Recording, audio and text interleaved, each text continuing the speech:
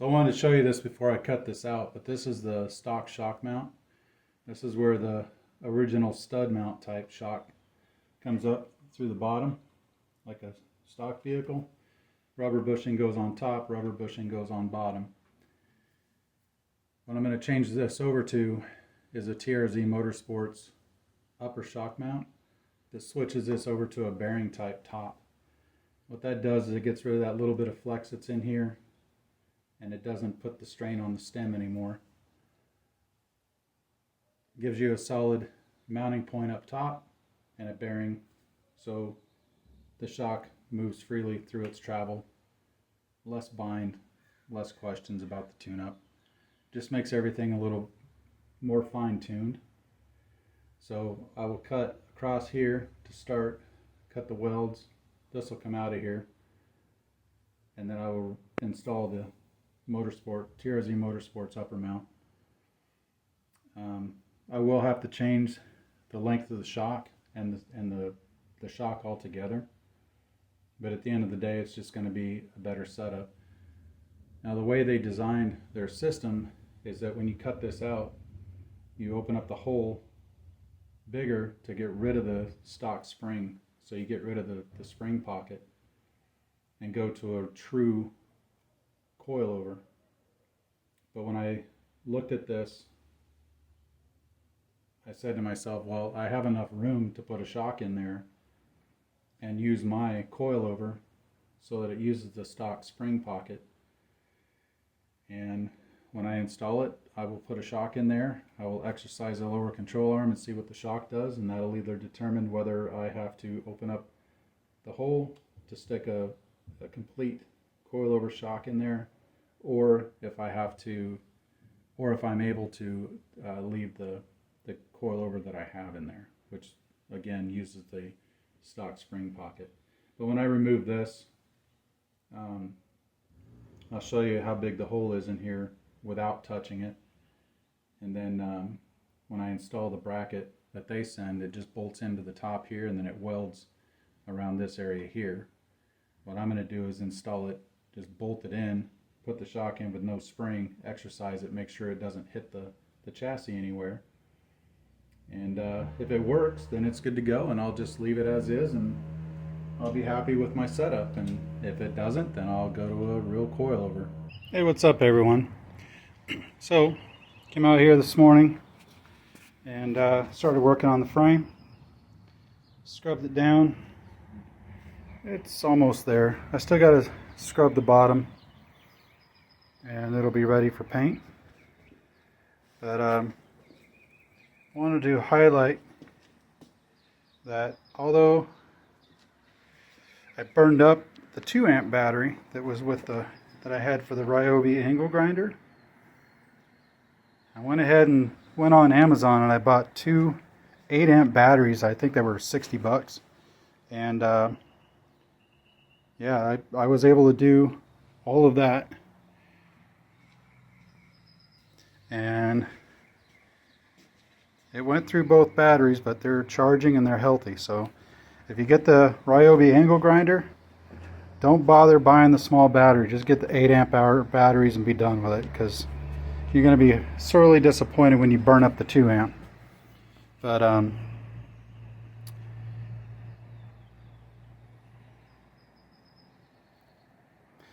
so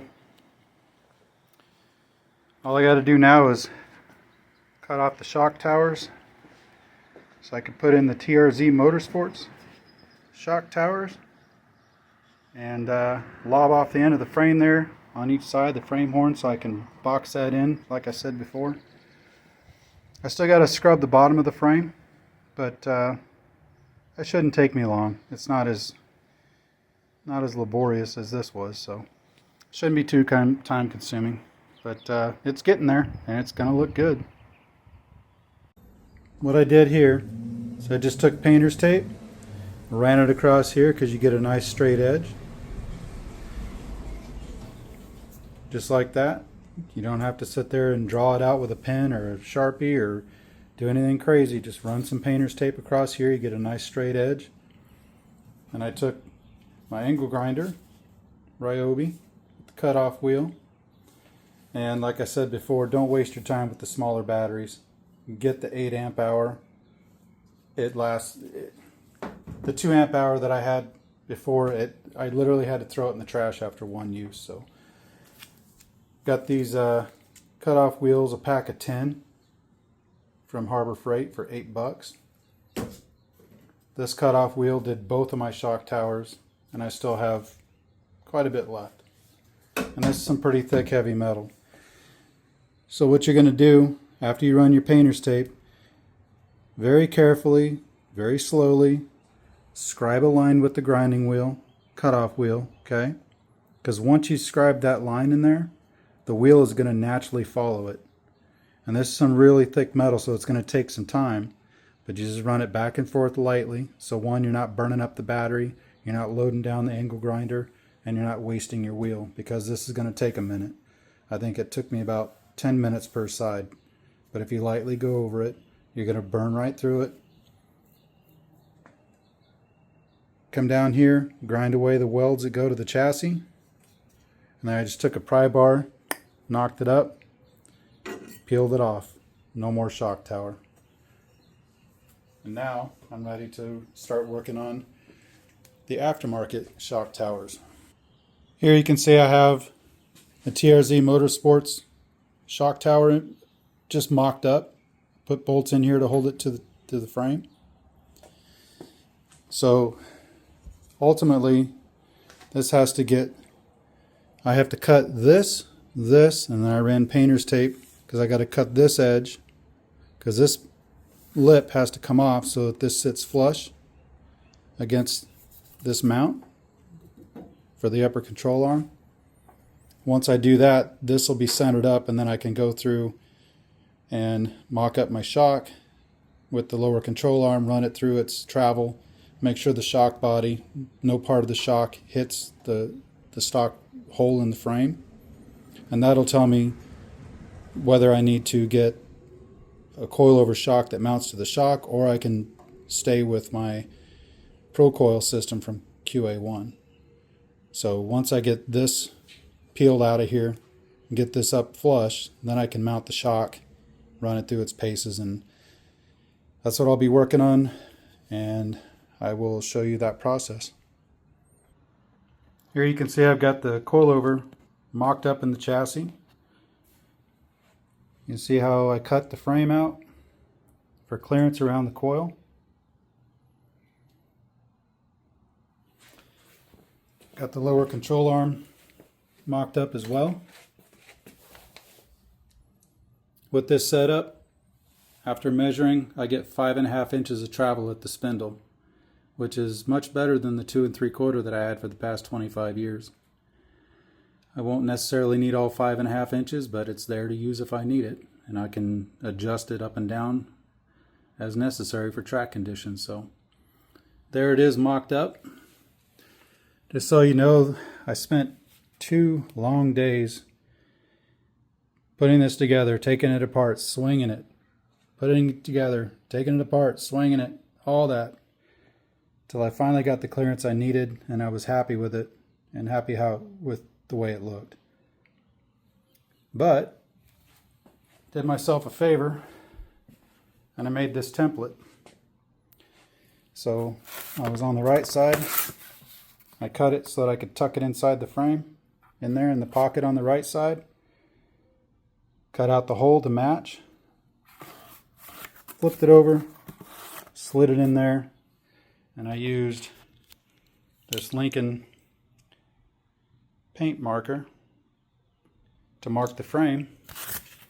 And I'm thinking that should only take me about an hour of cutting and cleaning it up, and I'll have a hole for the left side. This paint marker holds up to 400 plus degrees, so it dries quick as well. You're not going to have any problems with cutting and grinding and watching that paint bubble or melt away on you. It does a pretty good job of holding up. So next step is to pull all of this apart, put it back in boxes so it doesn't get nicked and dinged up. And once I get the left side done, I can weld both sides and I can weld this bracket, both brackets, to the frame, so it's all part of the frame now. And then I'll be moving on to the upper control arms with ball joint spacers, and when I get to that part I'll explain why I'm using ball joint spacers. But for now, this is where I'm at. Okay, so here I got to cut this lip out right here. I got to cut along these two lines, because what I have to do is I have to make this bracket right here, this upper shock mount, has to fit flush. So I had to cut this lip out and then smooth it out so that this sits nice and flush against the upper control arm mount. And the tools that I'll be using today are, I have this 3-inch die grinder that I bought from, or 3-inch cutoff tool that I bought from Harbor Freight. I think it was 35 bucks. And I paid, I think I got 5 of these wheels for $5 for a pack. And I've done a lot of cutting with this so far, and it's still holding up. Then I have the die grinder that I bought at Harbor Freight, 65 bucks, and I've got carbide bits. The Navy was kind enough to donate that to me about 30 years ago. And then when I get to cutting this hole out, I'm going to be using the Sawzall. I've got the torch blade in there from Milwaukee. Pretty nice blade. So I'll be using a combination of the Sawzall cutoff wheel and finish rounding it out and smoothing it out with the die grinder. And then the left side will be ready to go in. But first thing I have to do is cut this lip out, and after I get the bracket, the mount fitted properly up against here flush, then I'll know that whether this hole is going to be correct for this side or not, because even though I drew a template, you still got to make sure everything lines up and that everything is the same on both sides. So that's what I'll be working on today. And I'm going to try to do a time-lapse video to see if I can make that work. I'm trying not to throw any sparks at you, but that's what I'm going to be working on today.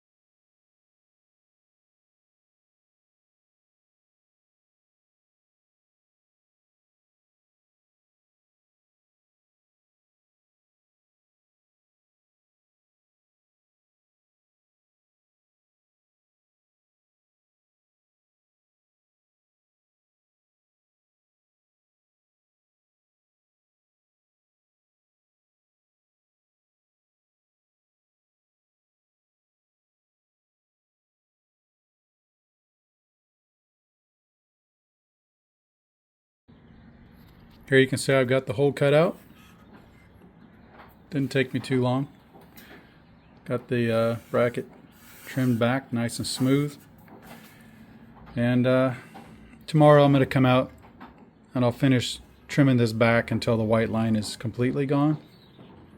But I'm running out of battery, so I'll just come out and finish that up. But you see the process. I'll just take the die grinder and just go around it slowly until it's done. And make sure it's finished out, and then I can press on to another project which I want to weld some tabs on to the frame for the new brake lines. That'll be on both sides, so I'm going to figure out what I'm going to do about the brakes and weld some tabs on, and then I'll be ready to paint the frame.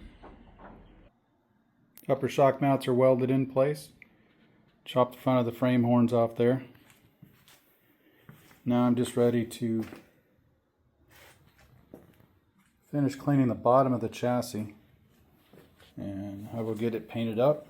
Hopefully by the end of the weekend I'll have that done and start mocking up the suspension and put it through its travel and show you what I've got going on with that. Here you can see I've got it painted. Used VHT roll bar and chassis paint. Does not require primer. You just clean it up, scratch it up, scuff it up, and paint it. It does say you need to lay all the coats down within 1 hour of starting. I got 3 coats on there. Came out pretty good. It definitely looks like I at least care a little bit. So after I get the front suspension installed, I will be working on the firewall, which includes taking off the cowl boxes on the side, blanking out the front, and painting it so it matches the frame, and hoping it's going to turn out pretty good. So looks good so far. As you can see, we are good to go with getting coilovers hung in there. So I'm pretty excited about this whole thing. It's not going to be a straightforward deal because I'm going to try out the different upper ball joint spacers and whatnot. So that's going to be a little bit of a task because I want to show you how the ball joint spacers affect the camber as the suspension travels up and down, and I've got a digital gauge so I can show that to you.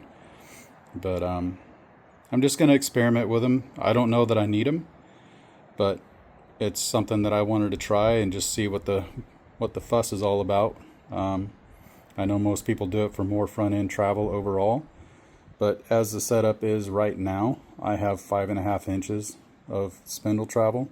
I'm just going after camber change, you know, keeping the camber at 0 throughout the travel, or as close to 0 as possible. So that's the goal.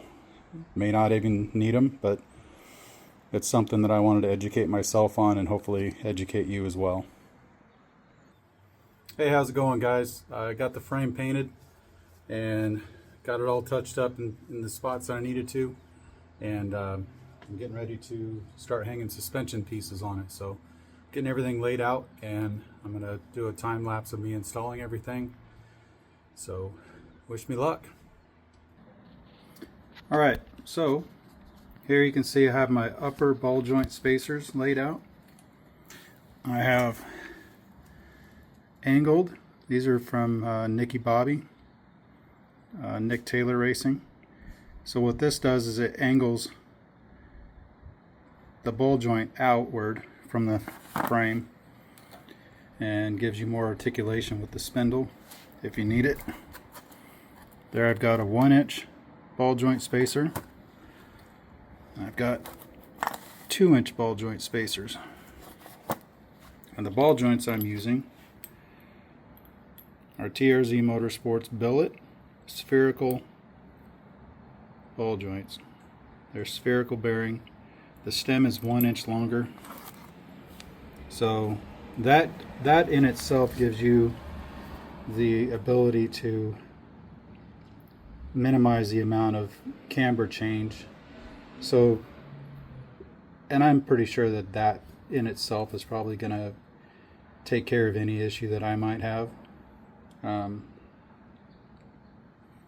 It's just going to allow the control arm to sit up higher and lessen the effect of the camber changes the front end travels. But since I'm going to have 5.5 inches of travel, that's going to be quite a bit more than what stock was. That's why I have this selection of spacers, whether it's angled 1 inch, 2 inch, And like I said, I'm gonna put my digital gauge on there and exercise the suspension without the springs in it, of course, and see which one, if any, makes a difference and if I need it. But yes, I spent quite a bit of money on these. Looks like these holes are not drilled the way they should be, but that's okay. I'll fix that. But you know, no, they're not cheap, but I wanted to give myself the option, and since I'm making videos, I didn't want to have to stop and start and wait and figure out what I needed. I just wanted to have it on hand. So a little bit of money up front, but at least it gives me the option of changing them out and seeing which one makes the most difference, if at all.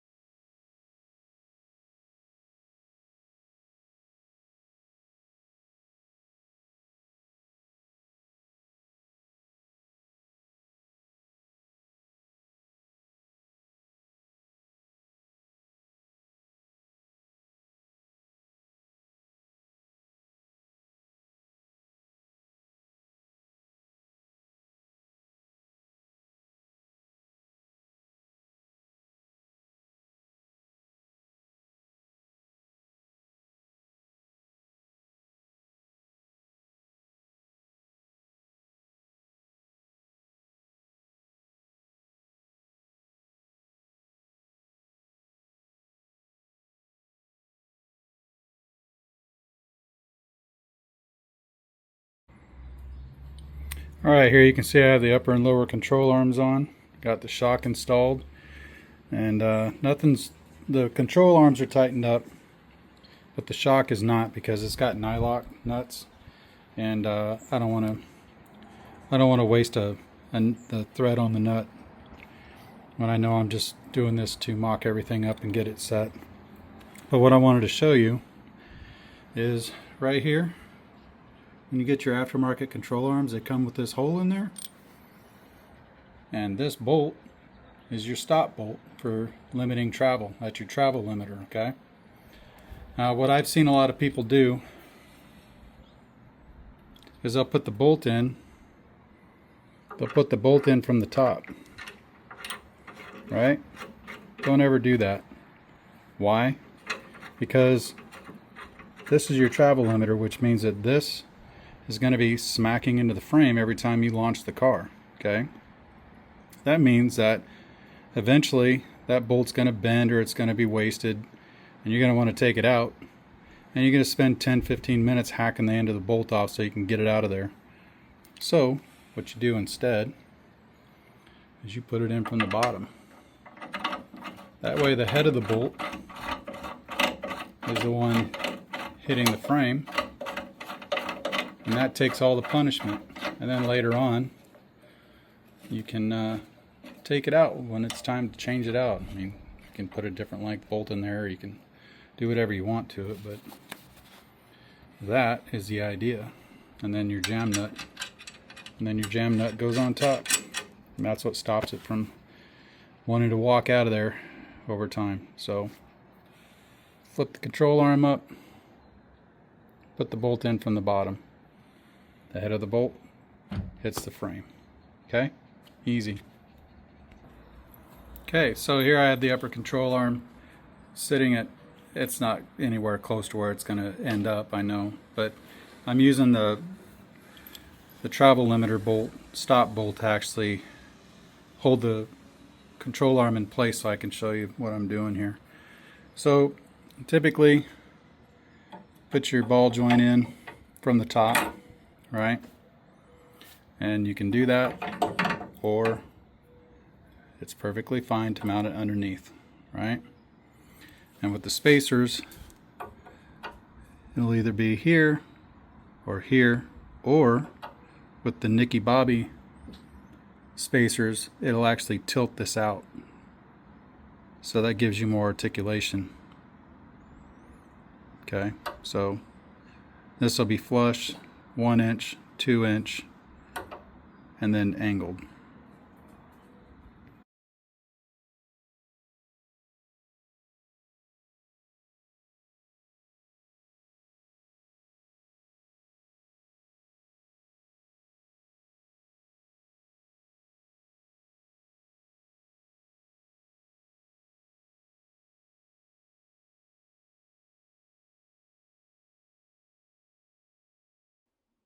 So thanks again for watching my YouTube channel. I'm hoping you're getting something out of it. I know I didn't show you the welding process, but I tried to capture that on camera and it just wasn't turning out. So I went ahead and welded it up, made it look as good as I can, and we'll go from there. So I'm going to go ahead and get this video out so you guys can watch it. And don't forget to hit the like button. I appreciate your time. Thank you.